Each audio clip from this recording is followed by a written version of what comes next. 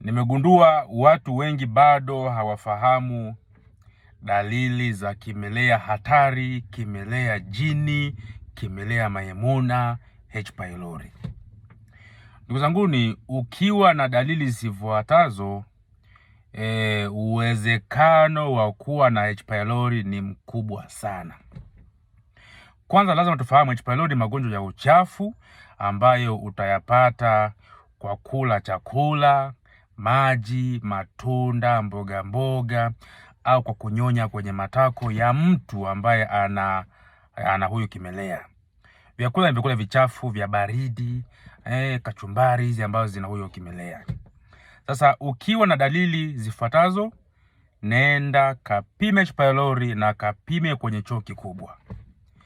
H. pylori huwa anakuja na dalili za homa, mwili kuchemka, mwili kuchoka, viungo kuuma, misuli kuuma, hasa mida ya jioni. Yaani ikifika saa 11 kwenda mbele ndio mtu unaanza kujisikia vibaya zaidi ya mchana. Na asubuhi unaamka na dalili hizo hizo, inaenda mpaka saa 3 zinapungua.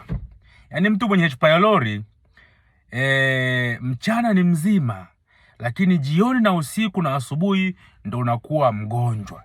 Kwa kama unapitia hali kama hizo, nenda kapime H. pylori.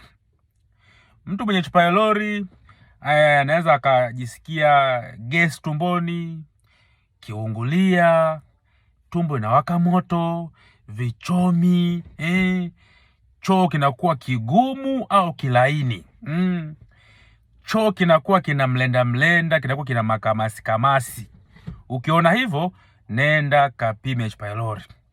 Kama ukiingia chooni, ukishakunya pale, kile choo, yale mavi yananata kwenye sinki, hauwezi yani hayatoki mpaka usugusugue pale, nenda kapime H. pylori.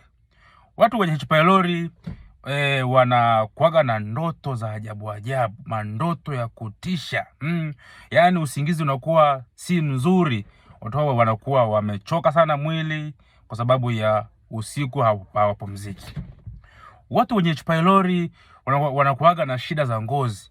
Kuna wakati unakuta mtu ana mapele kama allergy hivi, ameumuka, shida za ngozi ambazo hazieleweki. Kwa hiyo ukiwa na shida za ngozi na hizo dalili zingine zinajitokeza, nenda kapime H. pylori. H. pylori anakuja na dalili kama hizo. H. pylori analeta matatizo ya wasiwasi, hofu.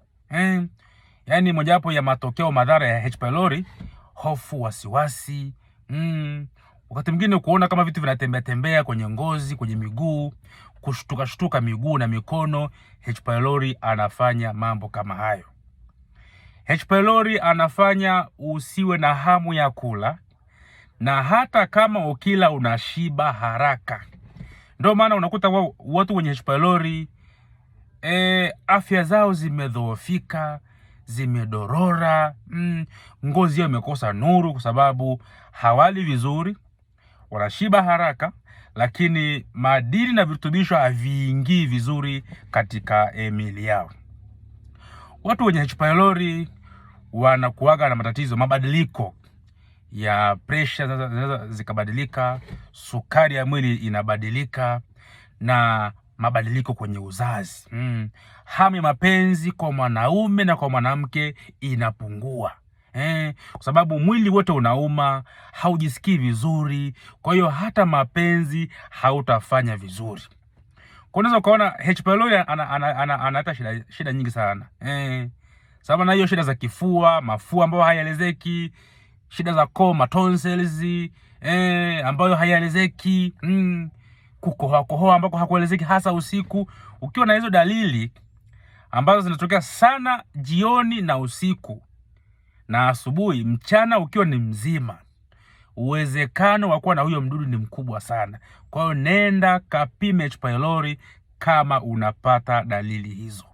Ni muhimu sana. Yaani pamoja na vitu vingine, pima H. pylori, na H. pylori pima kwenye choo kikubwa au kwenye mavi.